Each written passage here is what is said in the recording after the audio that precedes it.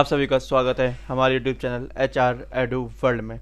दोस्तों, आज हम फिर से आ चुके हैं एक और नए वीडियो में, जिसमें हम लोग सीखने वाले हैं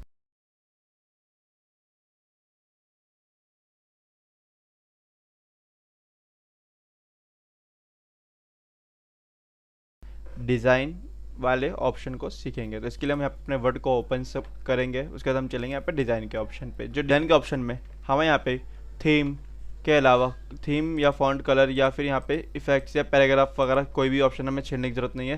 सिर्फ हम यहाँ पे हम सीखने वाले हैं अपना पेज बैकग्राउंड वाले ऑप्शन को ट्राई करने वाले हैं।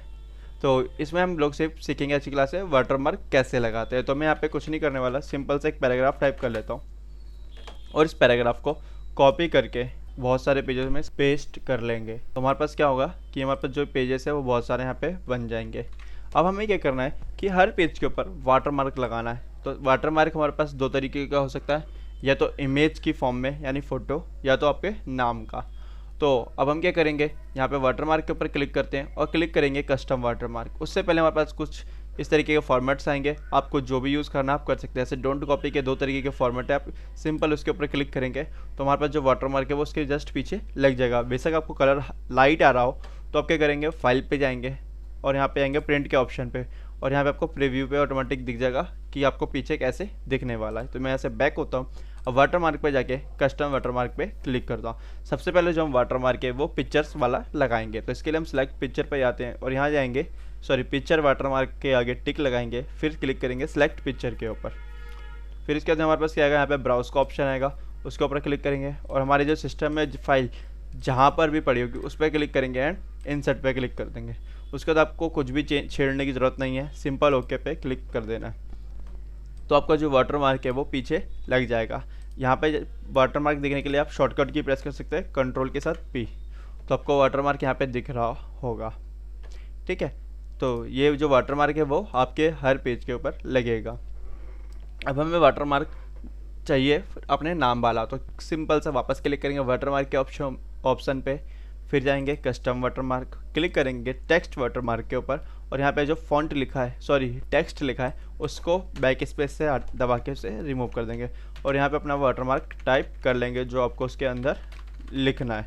तो मैंने वो चीज़ टाइप कर ली है। अगर आपको फ़ॉन्ट का स्टाइल चेंज करना है तो आप यहाँ से फ़ॉन्ट का स्टाइल वगैरह भी सिलेक्ट कर सकते हैं। तो यहाँ पे मैं कैलिबरी को अल्जेरियन कर दूँगा। ठीक है, उसके बाद हमारे पास यहाँ पे आता है साइज़ का, तो साइज़ हमें छीनने की ज़रूरत नहीं है, हम यहाँ पे कलर लगा सकते हैं वाटरमार्क के ऊपर जो भी यूज़ करना है। इसके बाद आता है डायगोनल एंड हॉरिजॉन्टल। डायगोनल में हमारे पास कुछ टेढ़ा आएगा और हॉरिजॉन्टल में सीधा होता है वाटरमार्क। मैं सीधा ओके करूँगा तो हमारे पास यहाँ पे वाटरमार्क लग जाएगा। तो अब ये वाला आपको बहुत अच्छे से सही से आपको दिख रहा है। तो ये हमारा वाटरमार्क था, कैसे लगाते हैं। उसके बाद इसको वाटरमार्क को रिमूव करना हो कुछ नहीं है, कस्टम वाटरमार्क के वाटरमार्क पे ही जाना है, फिर क्लिक करना है रिमूव वाटरमार्क के ऊपर। तो ये आपका जो वाटरमार्क है वो हर पेज से रिमूव हो जाएगा। वाटरमार्क हर पेज पे ही लगा सकते हैं, अलग अलग नहीं लगा सकते, ये चीज़ ध्यान रखिएगा। सब पेजेस पे सेम वाटरमार्क ही लगेगा। अगला ऑप्शन आता है पेज कलर। इसमें कुछ भी नहीं है, हमारे पास जो पेजेस है उसका यहाँ पे कलर वगैरह आप चेंज कर सकते हैं जो आपको यूज़ करना है। अगला ऑप्शन आता है पेज बॉर्डर। पेज बॉर्डर वही होता है जो पेज के साइड में हमारे पास मार्जिन एरिया के ऊपर बॉर्डर लगता है, वो हमारा पेज बॉर्डर कहलाता है। तो मैं पेज बॉर्डर के ऊपर क्लिक करता हूँ, हमारे पास ये बॉक्स का ऑप्शन आता है। बॉक्स में यहाँ पे स्टाइल्स आते हैं, आप बॉक्स लो, शैडो लो या फिर 3D या कस्टम ले सकते हो। बॉक्स में नॉर्मल रहेगा, शैडो में यहाँ पे देखो ध्यान से, यहाँ पे शैडो आ रही होगी। 3D में क्या होता है, कुछ शेप थोड़ी 3D टाइप की दिखती है। तो ये जो स्टाइल्स है आप यहाँ पे चेंज करके से देख सकते हैं। मैं शेडो वाला इस तरीके से, 3D वाले में कोई डिफरेंस नहीं आएगा ना बॉक्स वाले में डिफरेंस आने वाला है। तो मैं वहाँ से ये जो पेज बॉर्डर है वो सिलेक्ट कर लूँगा। मुझे पेज बॉर्डर के ऊपर कलर अप्लाई करना हो तो मैं कलर के ऑप्शन पे जाके यहाँ से कलर वगैरह भी चेंज कर सकता हूँ। उसके बाद हमारे पास यहाँ पे ऑप्शन आता है साइज़ का, यानी इसकी विथ वगैरह कितनी रखनी है, यहाँ से आप विथ वगैरह भी छेड़ सकते हो। तो मैं इसको 3 रहने दूँगा और क्लिक करूँगा ओके पे। तो हमारे पास जो पेज बॉर्डर है वो लग जाएगा। ये जो पेज बॉर्डर है हर पेज पे सेम ही रहने वाला है। तो अब जो मैंने पेज बॉर्डर लगाया था, मुझे इसको क्या करना है, पेज बॉर्डर कहीं कहीं से हटा देना है। जैसे मुझे सिर्फ टॉप और बॉटम पे पेज बॉर्डर रखना है तो यहाँ पे मेरे पास सिर्फ जो लेफ़्ट और ये राइट वाला ऑप्शन है, या फिर पेज के लेफ़्ट और राइट पे आप यहाँ पे क्लिक करके भी इसे रिमूव कर सकते हैं और ओके कर देंगे। तो हमारे पास जो पेज बॉर्डर है वो टॉप पे और पेज के बॉटम पर ही दिखेगा।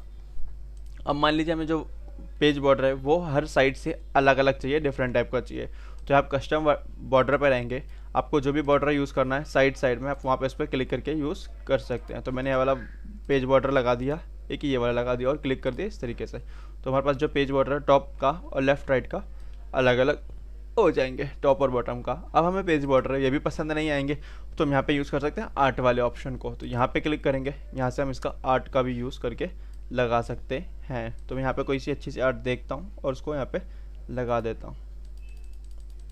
तो यहाँ पेंसिल वाली आर्ट मेरे को अच्छी लगती है तो क्लिक करूँगा ओके पे, तो हमारे पास यहाँ पेंसिल लग जाएगी। वहीं आते हैं पेज बॉर्डर पे, साइज छोटा बड़ा करना हो आराम से कर सकते हैं। साथ ही साथ यहाँ पे हमारे पास आएगा कहाँ कहाँ हमें जो पेज बॉर्डर लगाना है, किस किस पेज पे लगाना है। आप यहाँ से लगा सकते हैं फर्स्ट पेज पे जो आप पेज चाहते हो अपनी मर्जी से वो, या दिस सेक्शन, या फिर वॉल पेज। तो हम वॉल ही पेज पे लगाएंगे, ओके करेंगे तो हमारे पास ये पेज बॉर्डर लग जाएगा।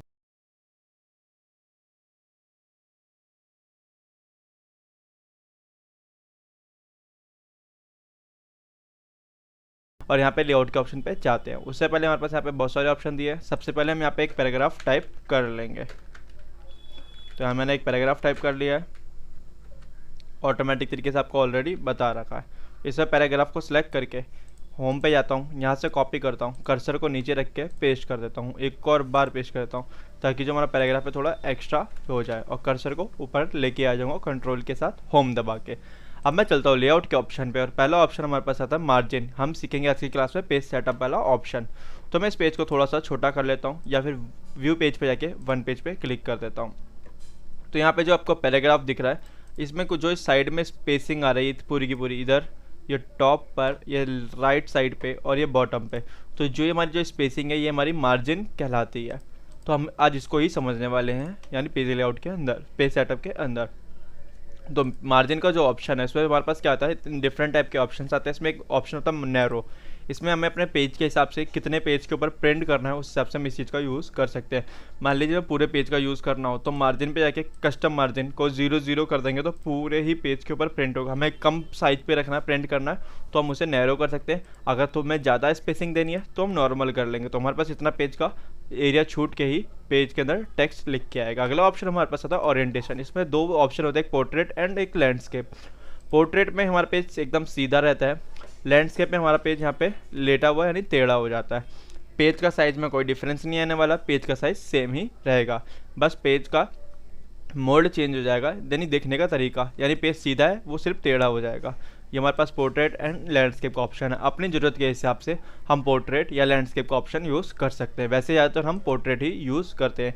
अगला ऑप्शन साइज़ का आता है जिसमें हम अपने पेज को यहाँ पे प्रिंट करते हैं।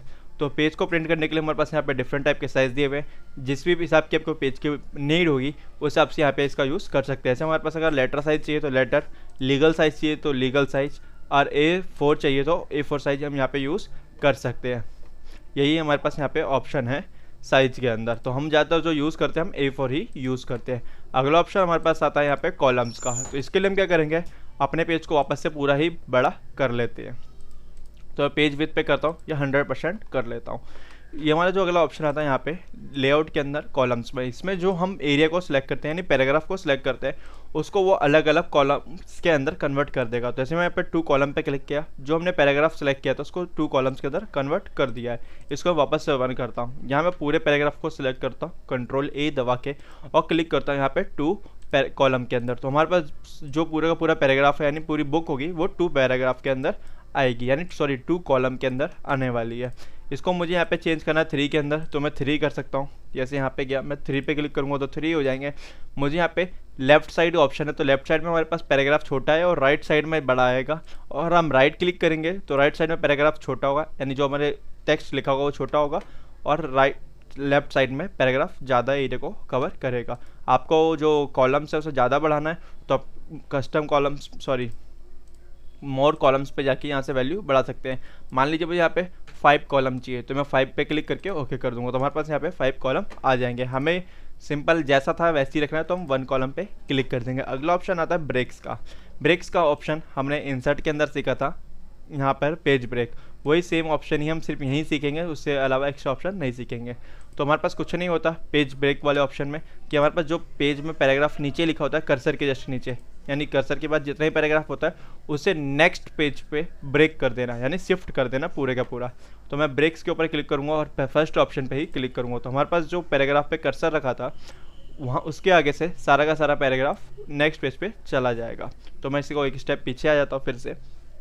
अब मैं चाहता हूँ कि जो हमारे पास ये पूरा पैराग्राफ है वो ना ब्रेक हो कॉलम के बेसिस पे। जैसे हमारे पास कभी कॉलम में हम काम कर रहे हो तो हमारे पास जो कॉलम्स है उसे भी हम ब्रेक न करना चाहते हो, तो मैं यहाँ पे एक कर्सर इसके आगे रखूँगा या यहाँ पे रखता हूँ, ध्यान दीजिए इधर रख के यहाँ ब्रेक्स के ऑप्शन पे जाऊँगा, क्लिक करूँगा कॉलम्स पे, तो हमारे पास जो पैराग्राफ है उसके आगे वाला वो सारा कट के नेक्स्ट पेज पे चला जाएगा।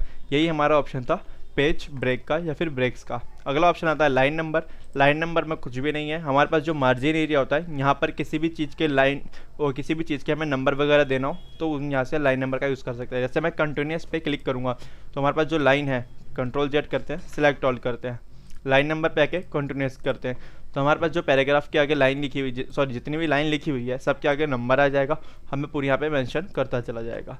इसी में लाइन नंबर आता है रीस्टार्ट ईच पेज, उस पर ऐसे क्लिक करूँगा तो हमारे पास जो फर्स्ट पेज होगा वो वहाँ तक पूरी आएगी, उसके बाद नेक्स्ट पेज से यहाँ से रीस्टार्ट हो जाएगी। इसके लिए मुझे सिलेक्ट ऑल करने के बाद ही रीस्टार्ट ईच पेज पे क्लिक करना पड़ेगा। तो आपको देख सकते हैं ऊपर से 1 से लेके 41 तक हमारे पास यहाँ पे काउंटिंग आई और नेक्स्ट पेज में वापस से 1 से स्टार्ट हो गई। आगे वाला ऑप्शन हमारे किसी काम का नहीं है इसलिए हम इस ऑप्शन को यहाँ पे नन करते हैं। अगला ऑप्शन हमारे पास आता है हाइपरनेशन। हाइपरनेशन का ऑप्शन कुछ ज़्यादा बड़ा कुछ भी नहीं है। जैसे हम लोग बुक्स वगैरह अंदर कुछ लिखते हैं, डॉक्यूमेंट कुछ भी वर्ड वगैरह टाइप करते हैं तो हम क्या करते हैं, ऐसे मैं यहाँ पे एक एग्जांपल देता हूँ। जैसे यहाँ पे डॉक्यूमेंट टाइप करता हूँ तो मान लीजिए कि हमारा जो डॉक्यूमेंट है वो इस पेज में कवर नहीं हो पाता, मतलब इस पूरी लाइन के अंदर यहाँ पे कवर नहीं हो पाता, तो यहाँ पे क्या करेगा हमारा जो सिस्टम है उसके आगे माइनस लगा के उस टेक्स्ट को नीचे शिफ्ट कर देता है। ये ही हमारा हाइपरनेशन का ऑप्शन है। तो मैं पूरे पैराग्राफ को सिलेक्ट करता हूँ, हाइपरनेशन पे जाके ऑटोमेटिक कर दूंगा।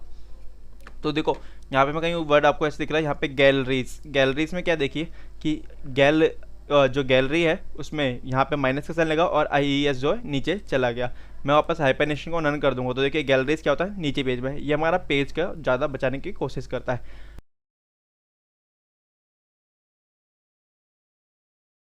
अपने वर्ड को ओपन कर लिया है, यहाँ पे ऑलरेडी हमने पैराग्राफ टाइप कर रखा है। तो आज हम यहाँ पे सीखने वाले हैं पैराग्राफ वाला ऑप्शन लेआउट के अंदर।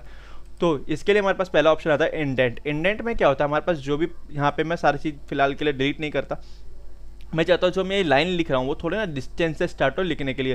जैसे मुझे लेफ्ट साइड से स्टार्ट करना है, लेफ्ट साइड में आगे बढ़ाऊंगा तो वो उस जगह से वहाँ पे बढ़ता जाएगा। मैं चाहूँगा जैसे मैं इसके नीचे एंटर करूँ तो हमारे पास जो टाइपिंग है वो उसी के जस्ट नीचे से स्टार्ट ही होगी, मैं और एंटर करूँगा तो वो उसी के नीचे स्टार्ट होगी।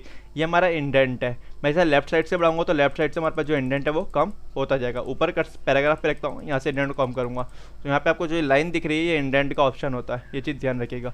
इस वैल्यू को हम 0 कर लेंगे, अपने यूज़ के हिसाब से यहाँ पे इसका यूज़ कर सकते हैं, जहाँ पे आपको नीड पड़ेगी उस जगह पे। सारा सेलेक्ट करके सारी वैल्यू 0 0 कर देंगे। तो अगला ऑप्शन हमारे पास यहाँ पे आता है स्पेसिंग का। तो इस वाले ऑप्शन में हमारे पास क्या होता है बिफोर एंड आफ्टर का आता है। इसमें हमने जो भी लाइन वगैरह लिखी हुई है इसके नीचे भी स्पेसिंग लाने की, जैसे यहाँ पे लिखा आफ्टर यानी इस पैराग्राफ के बाद कितनी स्पेसिंग आई, तो हमने यहाँ पे 0 कर देंगे तो देखिए कितना चिपक के आया। अगर ये 8 वैल्यू रहती तो 8 आता, और हम बिफोर करते तो ये इसके ऊपर से हम यहाँ पे लाइन स्पेसिंग देता। बट इस वाले एरिया में हम टाइप वगैरह नहीं कर सकते।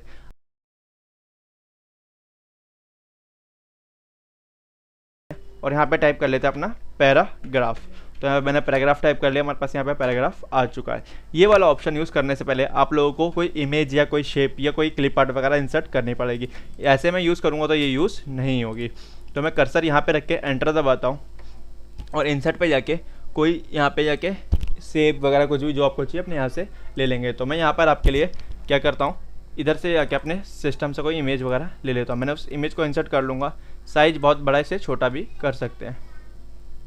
तो मैं यहाँ पे साइड में क्रॉप वाले ऑप्शन पे जाके इसे छोटा कर लूँगा। ये पेज ही फोटो ही उल्टी हो गई, इसको सीधा कर लेते हैं। इसको और छोटा कर लेंगे आराम से इजी से समझने के लिए।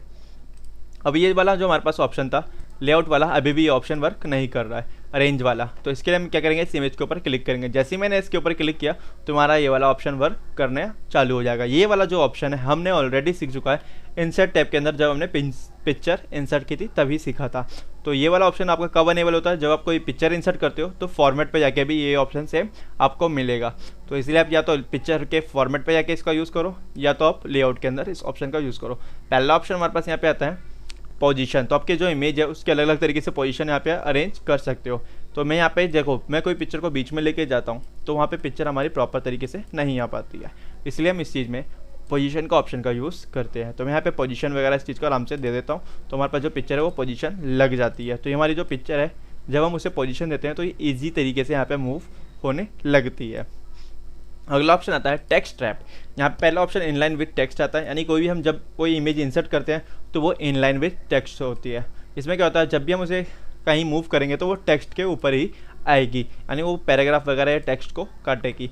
इसलिए जब भी हम ऑप्शन यूज़ करते हैं इसे चेंज करके स्क्वायर कर लेते हैं। इससे क्या होता है, जो भी हमारी पिक्चर है वो इधर उधर मूव करेंगे वो ईजी तरीके से मूव होगी, साथ ही साथ हमारा जो पैराग्राफ है उसे कट वगैरह नहीं करेगी या लाइन कैरेक्टर या टेक्स्ट को काटेगी नहीं। उसके बाद हमारे पास अगला ऑप्शन आता है टाइट। टाइट में कुछ भी नहीं है, ये हमारा स्क्वायर की ही तरह सेम ऑप्शन है, बस में क्या होता है जो हमारा टेक्स्ट वगैरह लिखा होता है वो उसके थोड़े पास पास आ जाता है। अगला ऑप्शन आता है थ्रू। थ्रू में क्या होगा, हमारे पास सेम वही ऑप्शन फिर से है जैसे हमने टाइट स्क्वायर पढ़ा है, ये थ्रू क्या होगा उस लाइन को क्रॉस करते हुए ही निकलेगा। इसमें ऑप्शन आता है टॉप एंड बॉटम से पैराग्राफ को अलग अलग करते हैं। देखो यहाँ पे अब हमारे पास कोई पैराग्राफ नहीं आ रहा, यहाँ पैराग्राफ नहीं आ रहा, वो उस पूरी लाइन को यहाँ से काटते हुए अलग कर देगा। इसी में अगला ऑप्शन आता है बिहाइंड दी टेक्स्ट, यानी टेक्स्ट के पीछे। एक ऑप्शन आता है इन दी फ्रंट ऑफ टेक्स्ट, यानी टेक्स्ट के ऊपर। आप इसका यूज़ कर सकते हैं। मैं इस इमेज को थोड़ा बड़ा कर लेता हूँ, कॉपी करता हूँ और पेस्ट कर लेता हूँ। यहाँ पे मैं 2 इमेजेस इंसर्ट कर चुका हूँ, या फिर इसे डिलीट करता हूँ फिलहाल के लिए। इंसर्ट पे जाता हूँ, यहाँ पे एक शेप ही इंसर्ट कर लेता हूँ। तो यहाँ पे मैंने एक शेप डाल ली है, इस पर कलर लगा देता हूँ। अब मेरे पास जो अगला ऑप्शन आता है लेआउट के अंदर, यहाँ पे आता है bring to forward and send to backward. तो मैं इस इमेज के ऊपर क्लिक करूँगा। इस इमेज को जो चाहता हूँ ये हमारी जो इमेज है ये ऊपर आ जाए। जैसे मैं इन दोनों इमेज को एक के ऊपर पैचअप कर देता हूँ, यानी एक के ऊपर एक रख देता हूँ। ये देखो हमारी जो पीछे वाली इमेज थी वो छुप चुकी है, मैं चाहता हूँ वो इमेज हमें ऊपर दिखे। तो यहाँ पे क्लिक करूँगा सेंड टू बैकवर्ड, तो ये इमेज पीछे चली जाएगी। और मैं इसको चाहता हूँ ऊपर लाना तो ऊपर कर सकता हूँ। यही हमारा ऑप्शन था इसके अंदर। अगला ऑप्शन हमारे पास आता है अलाइजिन का। तो अलाइजिन में क्या है कि हमें जो पिक्चर है उसकी पोजीशन देनी है लेफ्ट राइट सेंटर, जहाँ मर्जी देना चाहते हैं आप यहाँ से आराम से इजी से दे सकते हैं। तो ये सेम ऑप्शन है, पोजीशन का जो यूज़ करते हैं वही है। अगला ऑप्शन रोटेशन का आता है, आप इस इमेज को अलग अलग एंगल्स में रोटेट कर सकते हैं। आज की क्लास में इतना ही काफ़ी है, अगली क्लास में हम लोग सीखेंगे रेफरेंस का ऑप्शन।